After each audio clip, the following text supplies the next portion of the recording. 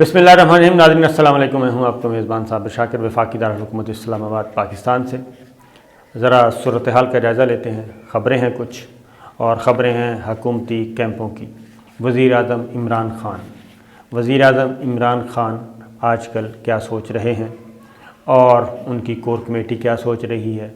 वज़ीर आज़म इमरान ख़ान सलाह मशवरे क्या कर रहे हैं, और उसमें 2-3 ख़बरें बहुत इंपॉर्टेंट इसी व्लॉग में मैं दूंगा आपको। व्लॉग ज़रा सुन लीजिएगा गौर से। तो ख़बरें भी हैं, इंफॉर्मेशन भी है और एनालिसिस भी है। सूरत हाल ये है कि वज़ीर आज़म इमरान ख़ान 3 मार्च के बाद से लेके अब तक 3 मार्च से 3 अप्रैल और 3 अप्रैल से 11 अप्रैल हो गई है आज, 1 महीना 8 दिन हो गए हैं। तो 1 महीना 8 दिन से जो वाक़यात रूनुमा हुए, सेनेट का इलेक्शन नंबर 1, उसके बाद चेयरमैन और डिप्टी चेयरमैन सेनेट का इलेक्शन, फिर एतमाद का वोट लेना, उसके बाद इसी दौरान NA 75 का डस्का का इलेक्शन हुआ, उसमें दोबारा फिर इलेक्शन हुआ, और लाहौर इस ज़मीनी इलेक्शन हुए इस दौरान, फिर कराची का 249 का फैसल वाडा वाले हलके का इलेक्शन हो रहा है। ये सारी चीज़ें हैं। तो इसी दौरान वज़ीर आज़म इमरान ख़ान को कोरोना भी हुआ, वो क्वारंटीन में गए, तो उन्हें काफ़ी कुछ सोचने समझने का मौका मिला और सलाह मशवरा करने का मौका मिला। तो मामलात क्या चल रहे हैं वज़ीर आज़म इमरान ख़ान के यहाँ, और क्या वज़ीर आज़म इमरान ख़ान पहले से ज़्यादा मजबूत हैं या कमज़ोर हुए हैं, ये है वो बात। तो सूरत हाल ये है। एक ख़बर मैं आपसे शेयर करता हूँ पहले तो, कि वज़ीर आज़म इमरान ख़ान जब 3 मार्च का हुआ ना जी मामला, सेनेट में सैयद यूसुफ़ज़ई गिलानी साहब जीत गए और हफ़ीज़ शेख साहब हार गए, तो वो एक तरह का बहुत ज़्यादा रिएक्ट किया वज़ीर आज़म इमरान ख़ान साहब ने, और 24 घंटे तक तो मुकम्मल सन्नाटा था। और उसके बाद मैंने आपको बताया कि वो कौमी असम्बली तोड़ने वाले थे। अब मैं आपको उसकी मज़ीद तफसील बता देता हूँ कि वाक़तन वज़ीर आज़म इमरान ख़ान ने अपने पहले मशवरा किया, पहले ख़ुद सोचा, फिर मशवरा किया। मशवरा करने के बाद अपने एक कैबिनेट मेंबर को उन्होंने बुलाया, और उनसे पहले तो मैं ये बता दूं कि उन्होंने काफ़ी गौर व खौज़ किया इस मामले पे, और फिर उनको जो एक शक गुज़रा, शक व शुबहात हुए, वो कि जनाब ये हो नहीं सकता कि सैयद यूसुफ़ज़ई गिलानी बग़ैर किसी इमदाद के वो इस तरीके से सीट निकाल लें। और वज़ीर आज़म इमरान ख़ान को जो शुबा हुआ वो था कि शायद इस्टेब्लिशमेंट उनके साथ हाथ कर गई है। हालांकि ये बात इस तरह से थी नहीं, लेकिन उनके ये था। तो उन्होंने इसीलिए वो ये सारे कज़िये से इससे पहले भी काफ़ी कुछ होता रहा उनके साथ पार्टी के अंदर, और उसकी रीज़न मैं आपको बता दूं कि वज़ीर आज़म इमरान ख़ान अगर इस पर सोचें, उसमें यह है कि वज़ीर आज़म इमरान ख़ान यकदम चेंज करना चाहते हैं, यानी कि उनकी स्पीड बहुत तेज़ है, इसमें कोई शुबा नहीं होनी चाहिए। लेकिन ये नहीं हो सकता। वज़ीर आज़म इमरान ख़ान ने क्या किया? वज़ीर आज़म इमरान ख़ान अगर करप्शन ख़त्म करनी है, सब राज़ी हैं, आम शहरी एक एक बच्चा राज़ी है कि करप्शन ख़त्म करें, अकाउंटेबिलिटी बेदरेक करें, लूटा हुआ पैसा वापस लाएं।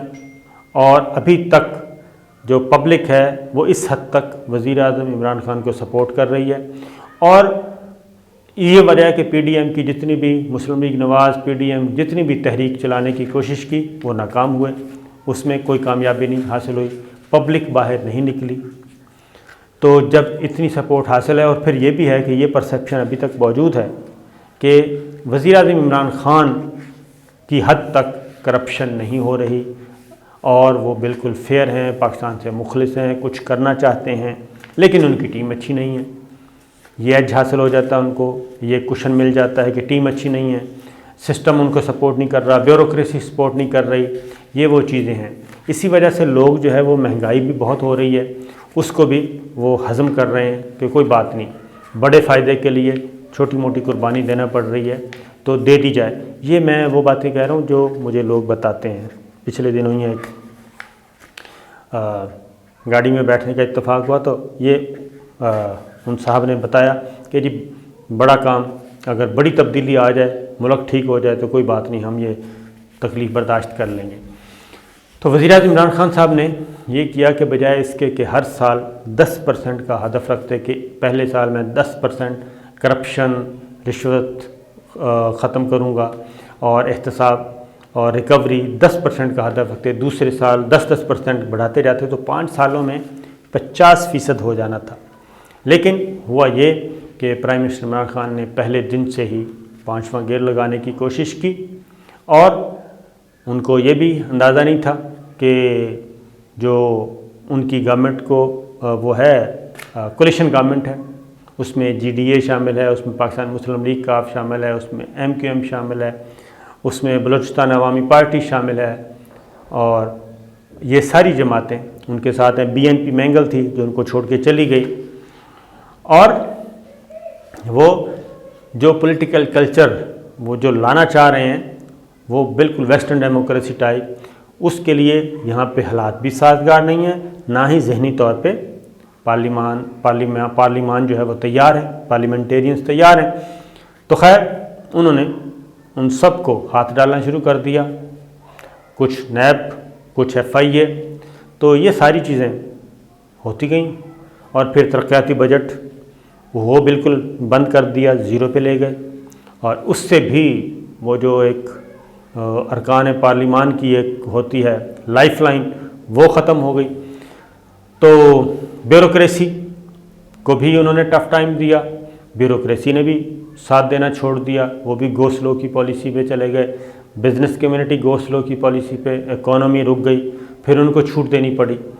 تو یہ سب کچھ، تو یہ ساری چیزیں تھیں بیک گراؤنڈ میں اور پچھلے 2.5 سال میں، اور جس کی وجہ سے جو سینٹ میں رد عمل سامنے آ گیا، اور اس کو اگر وزیر اعظم عمران خان 100% اسٹیبلشمنٹ پہ ڈال دیں تو یہ بات بھی درست نہیں ہوگی، کیونکہ کوئی تکلیف، اگر ان کو کوئی تکلیف نہ ہوتی، ان ارکان پارلیمان کو کوئی تکلیف نہ ہوتی اور ان کے ایشوز کو ایڈریس کیا جا رہا ہوتا تو یہ MPAs MNAs اسٹیبلشمنٹ لاکھ کہے تو اتنی جلدی کچھ نہیں ہوتا۔ اس کی میں مثال دے دیتا ہوں، محترمہ بے نظیر بھٹو کے خلاف عدم اعتماد کی تحریک، اس وقت کی اسٹیبلشمنٹ محترمہ بے نظیر بھٹو کے خلاف نواز شریف کے ساتھ تھی، لیکن محترمہ بے نظیر بھٹو کا جو الیکٹورل کالج ہے، MPAs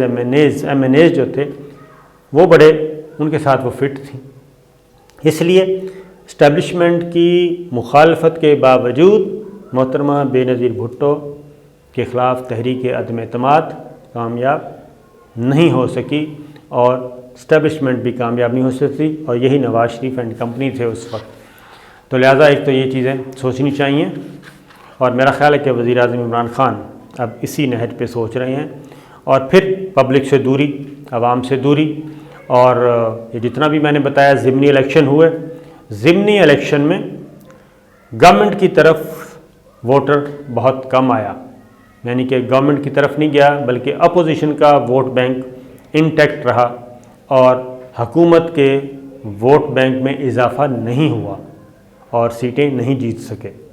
تو یہ ساری چیزوں پہ غور و خوض۔ پھر وزیر اعظم عمران خان کچھ اور بھی سوچ رہے ہیں، ہاں یاد آیا، خبر نہ رہ جائے، تو یہ 3 مارچ کے بعد انہوں نے جی ایک اپنے کیبنٹ ممبر کو بلایا، اور کیبنٹ ممبر کو بلا کے انہوں نے کہا کہ جناب آپ قومی اسمبلی توڑنے کی ایڈوائس تیار کریں میری طرف سے، وزیر اعظم کی طرف سے، اور میں قومی اسمبلی توڑنا چاہتا ہوں۔ تو یہ اس کیبنٹ ممبر کے لیے بالکل ایک کیا کہنا چاہیے جھٹکا تھا، 440 وولٹ کا بھی نہیں بلکہ آپ کہہ لیں کہ 880 وولٹ سے بھی زیادہ بڑا دھچکا وہ کرنٹ لگا ان کو کہ جناب یہ کیا ہو رہا ہے. اور انہوں نے کہا کہ ٹھیک ہے، ظاہر ہے پرائم منسٹر کا تھا، فرمان تھا، تو انہوں نے کہا ٹھیک ہے جی میں کرتا ہوں. لیکن اس کے بعد اس کیبنٹ ممبر نے، باقی کیبنٹ ممبر تھے اس کے رازداں تھے، ان سے بات کی کہ یہ وزیر اعظم عمران خان تو سارا کچھ لپیٹنا چاہ رہے ہیں. پھر بات ذرا ظاہر ہے یہ ریاست ہے، پاکستان ہے، اور ایک ایسی ریاست اور ایٹمی قوت ہے، اور یہاں پہ یکدم یوں ہو جائے پاسبل نہیں ہے، کیونکہ یہ پاسبل نہیں ہے کہ جناب بیٹھے بیٹھے بہت سارے دیکھنا ہوتے ہیں اس ریجن میں کیا ہو رہا ہے، انٹرنیشنل پلیئرز کیا کر رہے ہیں، Afghanistan, eastern border, western border, CPEC, China, بے شمار چیزیں دیکھنی پڑتی ہیں. تو لہٰذا یہ بات جب پھیلی اور اس کے بعد پھر بات اہم لوگوں تک بھی پہنچ گئی. جب اہم لوگوں تک پہنچی تو پھر اس سارے معاملے کو کور سمیٹنے کی، یعنی کہ اس ڈیمیج کو کنٹرول کرنے کی کوشش کی گئی. پھر وزیر اعظم عمران خان کو بتایا گیا کہ نہیں جناب معاملات ایسے نہیں ہیں، اس طرح نہیں دیکھتے چیزوں کو ایسے بھی دیکھا جاتا ہے.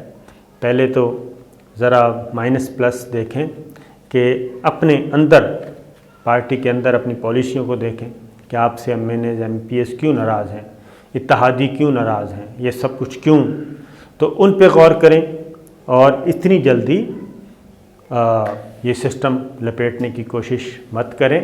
اس طرح نہیں ہوتا. اور دوبارہ پھر اعتماد کا ووٹ جب مل گیا تو اس کے بعد معاملات بہتر ہوئے. تو صورتحال یہی ہے.